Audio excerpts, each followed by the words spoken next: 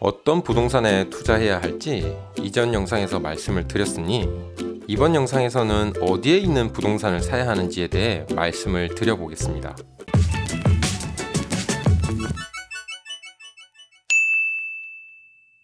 보통 부동산 투자를 하려는 분들이 가장 실수하시는 부분 중에 하나가 바로 이 지역 선정인데요. 근처에 있는 부동산을 방문하고 공인중개사의 화려한 입담에 이끌려 나도 부자가 될 수 있겠구나 생각을 하곤 합니다. 모든 공인중개사가 그렇지는 않지만 생각보다 많은 공인중개사분들은 중개가 목적이지 매수인의 수익이 목적이 아닙니다. 그러니 어느 지역의 부동산에 투자할지의 문제는 공인중개사의 도움을 받는 건 맞지만 무조건 맹신해서는 안 됩니다. 제가 말씀드리는 게 정답은 아니지만 간략하게나마 저의 부동산 투자 노하우 중 지역 선정, 구체적으로는 어디에 있는 부동산을 사는지에 대해 알려드리겠습니다. 이번 영상에서는 원룸을 중심으로 말씀을 드리겠습니다. 사실 모든 부동산이 선호하는 주거 여건은 비슷비슷하니 다른 종류의 부동산에 투자를 하시더라도 참고는 되실 거라 생각됩니다. 제가 제일 먼저 보는 건 주변의 일자리입니다. 주변에 대학교가 있다면 좋긴 한데 사실 대학교 주변에 원룸을 구입하려면 비용이 많이 듭니다. 대학가 근처는 보통 지가가 높기 때문입니다. 그래서 저는 대학교 주변의 원룸에 투자를 하지 않습니다. 그리고 대학교 주변은 방학이나 학기 단위로 세입자의 변동이 커서 저는 선호하지 않습니다.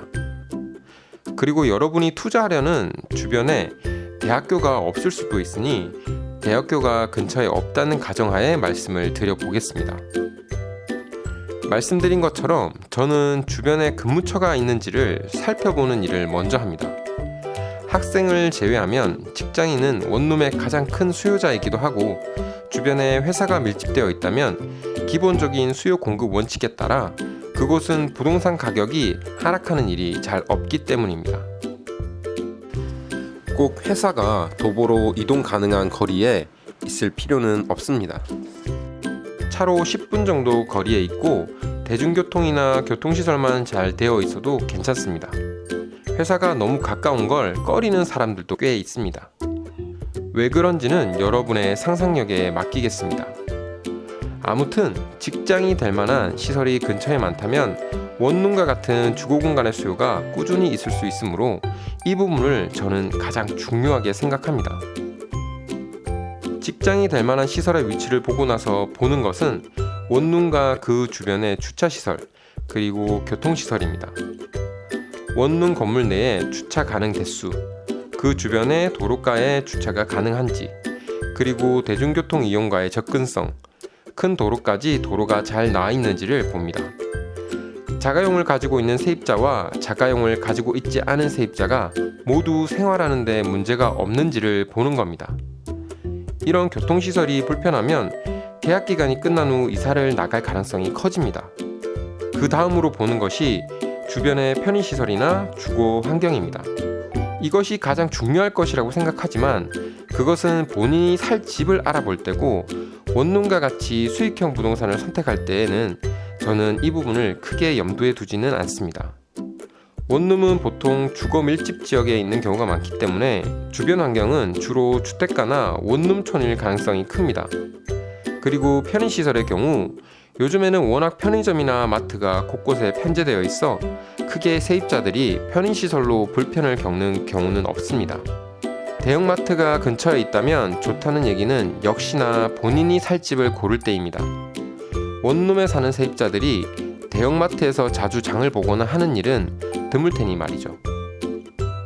주거 환경과 관련해서 팁을 하나 드리자면 저는 여러분이 매수하려는 부동산 근처를 낮과 밤 그리고 평일과 주말 모두 방문해 보시는 것을 추천드립니다. 드물기는 하지만 낮과 밤 혹은 평일과 주말에 주변 분위기가 아주 다른 지역이 있기도 하기 때문입니다. 이 정도가 수익형 부동산 구입 시 제가 고려하는 지역적인 요인들입니다. 이 정도만 고려하고 나면 나머지 지역적 호재나 부동산 가격 상승 가능성은 여러분이 그 지역에 대한 정보에 지속적으로 관심을 두다 보면 자연스럽게 알게 됩니다. 이 부분은 제 기준으로는 필수적인 고려사항은 아닙니다. 공인중개사나 발품을 팔아 적당한 물건을 찾았다면 공인중개사에게 조언을 얻고 거기에 본인이 그 지역에 대한 분석을 해서 지역적 여건을 판단할 수 있어야 실수나 잘못된 판단을 줄일 수 있습니다. 어떤 종류의 부동산에 투자를 하든 이 지역적 여건의 분석과 직접 가서 답사를 해보는 건 아주 중요한 일입니다. 이번 영상은 여기까지였습니다. 여러분 부자 되십시오.